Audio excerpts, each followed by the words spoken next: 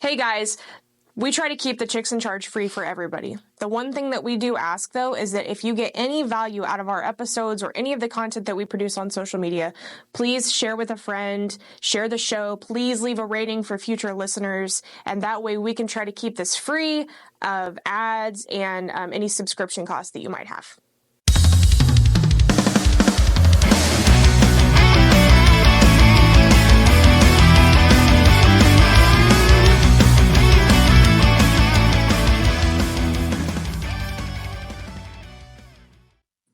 Hi. Hello, everybody. Welcome back to another episode of Chicks in Charge Automotive Edition. I am Jess. I'm Shasta. And our guest of honor today is the one and only VP of Service Operations at Cavender Auto Group, Allie Peters. Hi, Allie. How are you today? Hey, guys. I'm good. How are y'all? We're doing so good. I'm so excited for you to join us. You are one of the few guests that we have not had the pleasure of actually officially shaking hands and meeting in person. We were in the same room. We were in the same room at NADA when we did not get the opportunity to meet, but I'm so excited to have you here with us today. Your story is so impressive. And holy crap, you are a woman VP of service operations of 8 stores. That's amazing. Wow. That's huge. Tell us how you got there. Yeah. So it has been a road that we have traveled, but it's been a really fun road. I guess the Cliff Notes version is I started as a service advisor out of college, and I just had this conversation with my very first manager about a week ago. And he said, "Do you remember when you told me that you were going to take my job?" What do you mean? Like, whoa, what do you mean? He said, "You sat in the interview and I asked you, where do you see yourself in 10 years? And you said, what's the highest that I can be in the store as a general manager?" And I said, okay, well, that's what I'm going to be in 10 years. Nice. So now I look back and I know that I always wanted to grow. I've always been really competitive with myself, and I've always liked to achieve things and then find what was the next step for that. And so started as a service advisor, moved into management.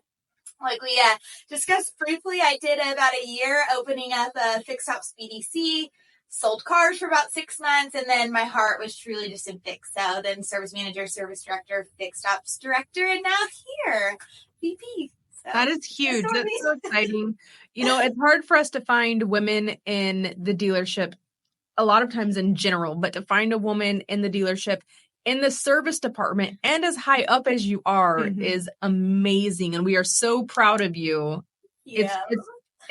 You're a shining light to any woman in this industry that, and you're so young that you can do it and still be as young as you are and imagine the future for you. Like, is there a P of service operations, or are you the top?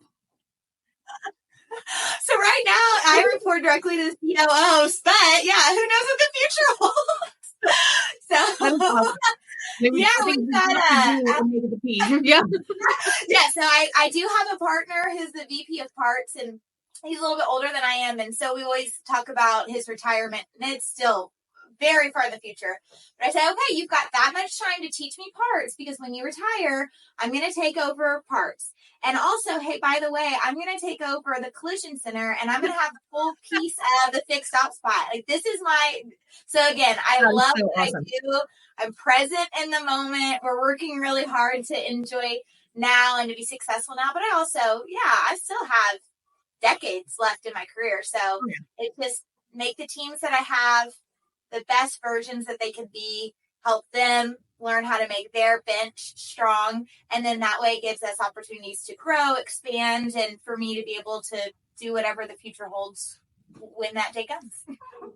I love that. And you had mentioned that, you know, whenever you did your brief stint in sales, it was a little bit of a harder transition than whenever you moved over as a service advisor. Can you talk to us a little bit about that transition? What was the difference between the two? Yeah, so I think a few things were at play. One of the items, and this is not a secret, the world has heard me say this, but I'm not really a car person. So as far as the passion behind the product I was selling, it really wasn't there. I was there to help facilitate a transaction where other people I have seen get really excited with that customer, and they're all in, and they're doing all of that wasn't me. So I enjoyed the opportunity to help someone, but what I found that I really missed on the service side was people are excited to come in and buy a car most of the time. And so I felt almost like a cog in the machine, so to speak, that if I wasn't there that day, if I was out for some reason, that car would have been sold anyway. It was that. But when it came to service, I sincerely felt like, yes, there was a transaction happening as far as repairing a car, maintaining a car. But what I felt really drove me was how I could be, and like I mentioned, shoulder to shoulder with that customer and say, okay, you're having a really bad day. This is really inconvenient. This was not planned. You weren't prepared for this. But let me help walk with you through this situation to get out on the other side. And ultimately, if I do my job right, you look back and go, man, that really stunk that happened. However, I'm glad I had Allie to help me through it. Right. And then I also had just incredible resources and support on my technician team. I had experts that I really could say that to the customer too, was I don't know what's wrong, but so-and-so in the back does. Let's go get him and let's talk with him. And so I kind of got to be like a tour guide through life on the service side. Are you the only woman in your service department, or are there others? So I love this question, because had you asked me a while back, it would have been different. But now I can say we have our service director at the Jaguar Land Rover store is a female. Our service lane manager at Cadillac as of April 1st is a female. And our service lane manager at our Nissan store of Rockwall is a female. So our management team is growing, and ladies. That is wonderful. That is so something to celebrate. Mm-hmm. That is amazing. Absolutely. It's so much fun. I mean, and that's the thing. It's just a blast. Did you have anything to do with that, or did that just kind of happen organically? I mean, that's both, I guess. I will say, so the one that I really can say I had a hand in is our service director at JLR. So she is incredible. She's actually there-ish, somewhere back there. She what started when I was a service manager at my last group. She started while she was in college as a cashier, receptionist, BDC. Then she made the move to advisor. And then when I had the opportunity to become the fixed ops director at JLR with the group I'm with now, she was able to come over, and I asked her to come, and she became the lane manager for me. So then when I was able to move to this role, she was able to move into director. So we've worked together for a long time. Now, I will say the other two, I don't have as much of a hand as far as history goes. They are capable, they are prepared, they're the right people. And so it just made sense when the opportunities came and we got to promote from within, which we love to do here too. But yeah, so I guess, I approved it, but they're rock stars. All three of them are rock stars on their own, and they earn the opportunity to come and join the team. I think that's really cool. And in a sense, you've kind of blazed that trail for them. Yeah. And that's really neat for you to be. And I don't know if you've thought about that yet, but from my perspective, I'm like, holy crap, Allie, you've done this. You may not have grabbed their hands and pulled them up or actually signed the papers to have them hired, but just you being in your position and proving that a woman can do this and a woman can excel at this. And there's nothing that a man can do that you can't do, Allie, in the service department is the reason why your leaders above you are even considering bringing other women into the service department. And that's amazing. That makes you a trailblazer, and congratulations to you. Thank you. Thanks. Thank you. That was a wonderful moment. So knowing that you like to promote from within, is there any sort of different process that you have? And it's kind of hard to dance around this by not sounding discriminatory, but when you're hiring to ensure that you're getting enough pool and also interesting women out there to even come be a part of the service. Mm-hmm. Yeah, so that's a great question. And to your point, it can be tricky, I guess, to navigate, because ultimately at the end of the day, I am all about ladies in leadership, ladies in the service department, ladies in the industry. But I also try to really catch myself and make sure that it's that idea of the right person for the right position. Mm-hmm. Absolutely. And I do still feel that I think I have more leg in that side if I had to say I'm straddling the line, because I'm all about it, but I'm not going to put a woman into a spot just to say woohoo, we did it. Right. So, but it does feel very tricky. And so I think that it's one of those things that what we talked about right now, there's not a huge pool for women to just start initially. So the people who've come in and the people who have been persistent, the people who have found a passion, I think the ladies that stay in long enough that they know that they enjoy it, then it's a no-brainer when they're the right person for the next step. But to get them in and then to get them to stay, that is something that we're still working on. And a passion of mine is building teams like we talked about and creating a culture where people not only want to be there, but they want to bring their friends. So you may have heard me talk about this in the past, but some of my favorite wins is when we get to look at the staff that we've brought in to any one of our departments, and we recognize that the reason that person came is because someone that works there wanted their friend to come and join them. Mm-hmm. And so I think that's step one to me of winning as far as building teams and culture. But then it's that next level of, okay, so we have this great place to work. We have a great place to work so much that we actually want people that we hang out with outside of work to come and hang out with us at work. Yep. Right. Now, if we're just ripple affecting of, this is my friend, this friend is like me, so they're going to come, but now we're just sort of duplicating that. It's still, how do you go out and find it? And so for us, a lot of it is giving empowerment to our support staff, because I feel that when you look at our support team, there's more women than there are men. And I think a lot of people feel that in the past there was a ceiling of what ladies could do.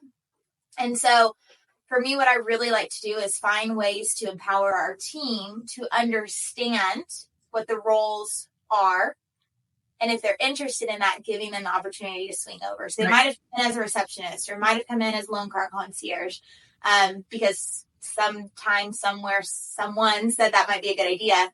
But now that they're here, let's expose anyone on that team and say, hey, is this something you'd be interested in? Because that's really where the growth happens. So we had a dealer, I think it was last week, that called us for BDC services. And he was one of the first dealers that I've ever heard do this, because whenever we're talking to him and we're like, what is your plan with your current BDC? Some dealers are like, I'm done with them. I'm going to scrap them all. We're firing them. We're bringing you guys in right away. Like, whatever the case is, what are you doing? What is your plan? And he said, well, I saw this coming from about a mile away. I knew I was going to outsource. He said, so what I did was I did some preliminary meetings with my team, and without telling them that I was going to shut down the BDC, I did more of an interview to see where they would best fit. Do they want to be anywhere else in the dealership? Do they have any desire to learn anything new or different?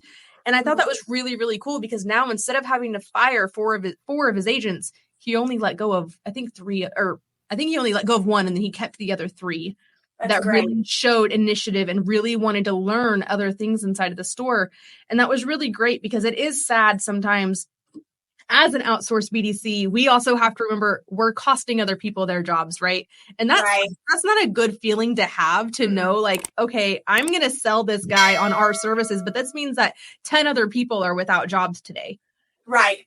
It was really, really cool that he was thinking ahead, and he had those meetings with his team before he ever even contacted us. He had a plan for his people. Mm-hmm.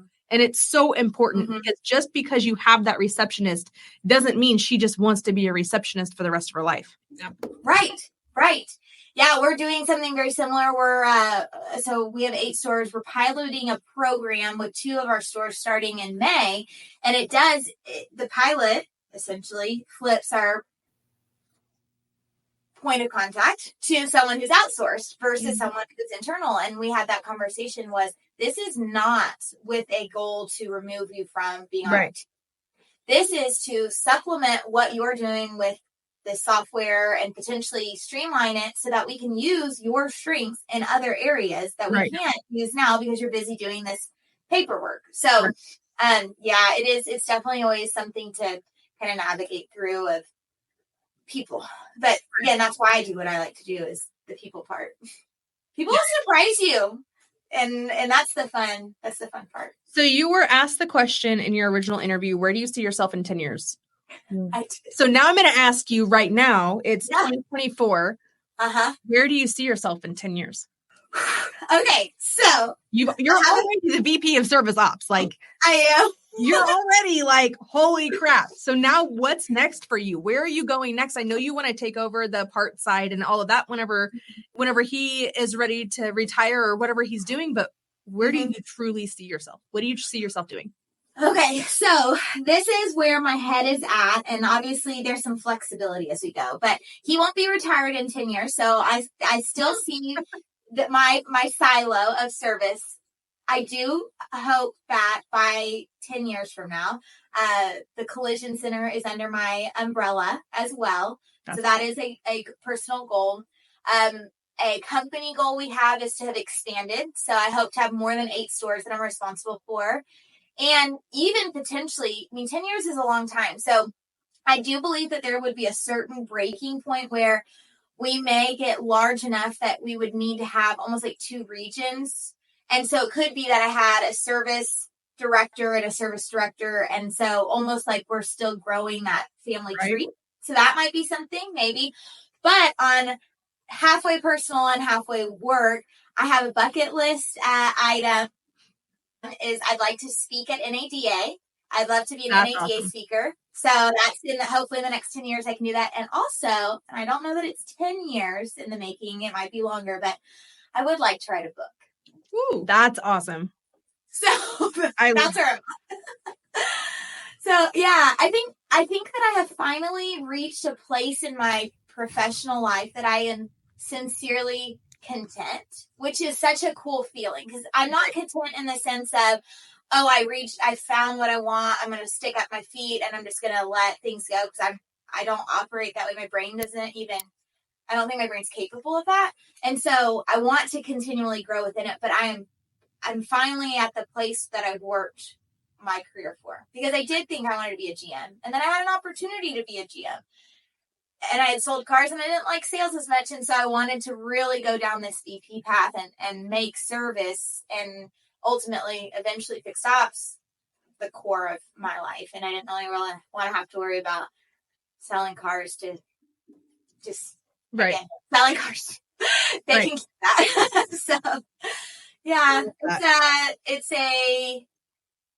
it isn't firm and solid. It's still a little blurry as to what the next 10 years looks like, but it's fair. It's not supposed to be black and white, right? Right. Like, there's supposed to be some question in there. So we know so much about you and what you do with Cavender and in the service department, but Allie, what do you do in your free time? So this is a perfect question because I don't actually have a good answer. I had a birthday 2 or 3 weeks ago, and we went out to lunch with the executive management team. And someone asked me that. They said, what's the best part of this last year? And I said, it was being promoted to VP. And they said, awesome. What about in your personal life? I'm like, I don't really have a personal life. Like, doesn't it all just like blend together at some point? It does. So my sweet husband runs his own business, and I do this. And so we both have very active minds as to how to make what we're doing better. And so we haven't been perfect at being able to turn our brains off and when we're not at work or in work mode. So that is a commitment that I have made for my 36th year of life is to find a hobby and do something outside of work. I will say I have, some friends and some family that we like to spend time with. I went to a 4-year-old soccer game the other day. I went to the horseback riding ranch with my 11-year-old cousin. I mean, so there are some fun things there, but I don't really, I can't answer that with confidence. That's okay. I was thinking about learning how to cook, but I don't really like doing that, so that's probably not going to work. I was thinking about learning how to code because in my brain, like, this report would be so cool. What if I could do it? But I don't have a lot of big jump. Big damn Allie. So I don't think that. So we're gonna see. We'll see. We'll have to do one in a year, and I'll tell you what I. Yes, that would be awesome. I love that. If you do the learning how to cook, can you clue me into those classes? On what you do? Because I listen. Okay, this is a true story. Nobody told the story yet. So last night, literally last night. I haven't heard this get story. home. So in our house, we divide the chores between my husband and I, right? So I generally take care of all the laundry and kind of keeping things straightened up. And his one thing he has to do is just dinner. That's it. I don't want to cook. He's okay at it. He still doesn't want to do it, but he's better at it than I am. So he was working late last night, so I had to make dinner. And this does not end well. We've exhausted all of our kind of normal recipes. Like, we're just getting burnt out on it. And I'm like, we don't have a whole lot. Like, I'm going to just throw something together. Right. So we had set out chicken breasts. And so I grab barbecue sauce, brown sugar, lime juice, and breadcrumbs. Why breadcrumbs? I don't know. I just grab stuff. And so I just throw all this together and throw the chicken in the air fryer. And I tell the kids, listen, if this doesn't taste good, understand we're going to McDonald's. Like, I don't have the energy to fix this if it tastes like crap. So I'm like, crap, something else has to go with the chicken. And so I'm pretty sure they've been in our cabinet for a year. I found 2 packages of rice-a-roni, like the chicken flavor. And I'm like, all right, that's what we're having with it. So I make this chicken in the air fryer, temp it, make sure it's good, which 6 months ago, I don't think I knew how to do. I would say you're already further ahead than me. Yeah. Well, we luckily have a meat thermometer. So I temped it, make sure it was cooked. And then I cut up the chicken and put it in this rice. I was surprised. It was okay. It wasn't awful. I truly expected you to like start a fire in your air fryer. No, I'm good with the air fryer. That's it's the lazy person's way of cooking, because I now make all of my pizza rolls in my air fryer. That was a game changer. Oh, really? Oh yeah, game changer. We have all the appliances, and very similar to you. So the rule in our house is whoever cooks, the other one cleans. Mm-hmm. I wish that. I am the best dishwasher in the entire world. My husband is an incredible cook, and he actually, he grew up, like, a lot of kids were home alone when they were growing up, so they learned how to make some food, for themselves. So then that, over time, has evolved, and he's wonderful. Mm-hmm. And I feel like it's painful for me to cook. Like, I just feel I'm so bored, and that's, like, I used to dread it. Now I'm getting better, but I can do 5 things. I can make Thanksgiving turkey. That's kind of a big deal. That's a big one. Yeah. Yep. I can make enchiladas, and I'm very proud of those. Okay. I can do chicken spaghetti. I can do breakfast casserole and pumpkin pie. So if you need one of those, I'm your girl. All right. But to your point, I can't make that every day, or that would get a little exhausting. Okay. So, right now I'm at level, maybe I'm going to be a cook for a hobby, and all I'm seeing are the videos where it's take these frozen vegetables, some soup, some chicken, throw it in a pan. I could do that. That's I don't know if that counts as cooking yet. I don't know. So funny. So we're all pretty close to the same age. So, like, let's be honest. Growing up, our moms, it seemed like, always made a big meal for dinner. Oh my God. Every night it seemed like 5-course meal. If my mom cooked, it was a 5-course meal. Yeah. Otherwise, we were getting McDonald's. Yeah. Or pizza. I swear. So, like, looking back and how we were prepared for this, I'm like, it is one meal that is only going to be with me for a few hours. Like, why does it need to take that amount of time to cook it and prepare it? Like, now my grandmother cooked 5-course meals every meal of the day, breakfast, lunch, and dinner.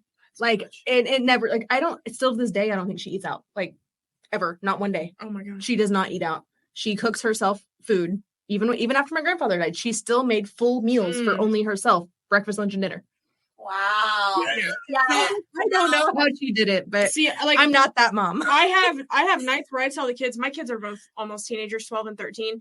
And I tell them, I'm like, it's a fend for yourself night. You look in the freezer, see what warms up easily. That's my kids love cereal night. Like, it's their favorite night is when I'm like, y'all want cereal for dinner tonight? It's like normally a game night, practice night, whatever. I'm like, you guys just want cereal? Like, yeah, cereal. I'm like, yes. And then we have another night that we tell all of our favorite things. And it's like, they get to just go choose one healthy or one vegetable, one fruit, and one meat, and one carb. And we just put it on their plates. It doesn't matter what it is. They just have to have the food groups. Yeah. And we're good. I don't even do that. And it just makes I cook a lot. I cook dinner a lot, but some nights I don't have it in me. Like, I'm not doing it tonight. I can't even, it is. It's just my husband and I, we don't have kids. So it is the two of us.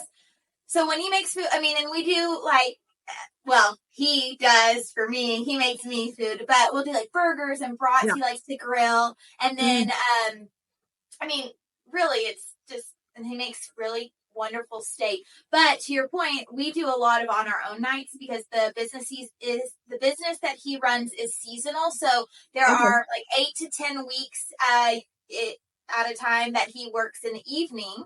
And then there's about 8 weeks where he doesn't have evening work. So a lot of those nights when he's in season, it's, just on our own nights. And I just learned how to make a hot dog in the microwave, and it is and it works. There you go. So you said that your husband was a entrepreneur. I've had hot dog for dinner the last 2 nights, and they've been It worked. You're not passing out, are you? 30 seconds. That's all I need. You're good. It's good. It tastes good. Yeah, there you go. So your husband's an entrepreneur. You're the VP of Service Ops. You both have very highly demanding jobs. We do. How do you guys make it work? Wow. We're still working on it. No, the cool thing is that we both stuck in a trunk somewhere. Is he? I can't say that we're recording. Just kidding. Now, I think the cool thing is though, we actually met on my 4th day in the job. Oh, so wow. I was in a training. So every day of the first 2 weeks of working as an advisor, they had you with a different department. So I worked a day in the shop, I worked a day in parts. And this day, my 4th day, I was in the transportation department, and the loan car manager asked me if I wanted to go to lunch. And I said, yeah, because I had moved to Fort Worth, had 0 friends. I knew no one. I wanted to start fresh adult life after college. And so I said, yeah, let's go to lunch. And then she said that we were going to meet her husband and one of their friends. And I was great, the more the merrier, because I was work focused. That was all I really was paying attention to. I got there, and this guy volunteered to be my tour guide at Fort Worth, and I took him up on it. And now 13 years later, we are so awesome. I say that meaning that from his point of view, he's never known me in any other capacity. Right. And because of that, I think that that's actually how one of the more core abilities we have to have made it work, because it's not a question about, you have to work bell to bell or you have to work a Saturday. I mean, it's just what it was. There was never another version of it. And then I think for me, I really love the fact that he's an entrepreneur. His parents were. It was something that was in his blood. So when we first started dating, he was not running his business at this point yet. But it was always something I knew was going to come. And so I think for me, I'm very, and we're kind of getting off topic, but I'm very attracted to that competitive and that fire and that drive and that determination to continually be better. And he's always been that. And so we both kind of just recognize it is what it is, but we are trying to make sure that we take time for each other. So we're going to sneak away this weekend and get out of town for a little mini vacation. Where are you going? We're going to go to Tampa. Okay, all right. Yeah, so I have a 20 group meeting early next week. So I was already planning to go, and so he's going to go Saturday and Sunday with me before my meeting. Hey. And, so still work. There's a work aspect, but just get out of town, try to turn our brains off a little bit and spend some time with each other. So awesome. I love that. Allie, where can people reach you if they have questions, if they would like a mentorship, if they want to talk to you or learn more about you? I would say LinkedIn is probably the easiest and best place to find me. I am not the best, as you experienced, with responding quickly on a message, but maybe that will be my hobby this year, is to respond to messages. No, that's a bad hobby. That's just be better in life. LinkedIn is probably the best place to find me. So Allie Peters, as you see on the screen. Awesome. Well, Allie, thank you so much for joining us today. We really, really appreciate you taking the time, especially for 2 chicks that you've never actually met before, just to randomly reach out to you and ask you to come on the show. Thank you, thank you, thank you. You've been amazing. This has been a great show, and we really do appreciate you just taking the time out of your day. I know you have a busy day today. Thank you guys so much for having me. I really appreciate it. You are so welcome. In a world where you can be anything, be kind, because you don't know what battles others are facing. So while out in the world this week, remember to light it up. I'm Jess. I'm Shasta. And that's Allie, and we've been the Chicks in Charge. Thank you so much for tuning in. Yay, you've made it this far. And if you want to help the chicks out and add some value, make sure you subscribe right now. Click that little red button down below. Do it. Do Right it now.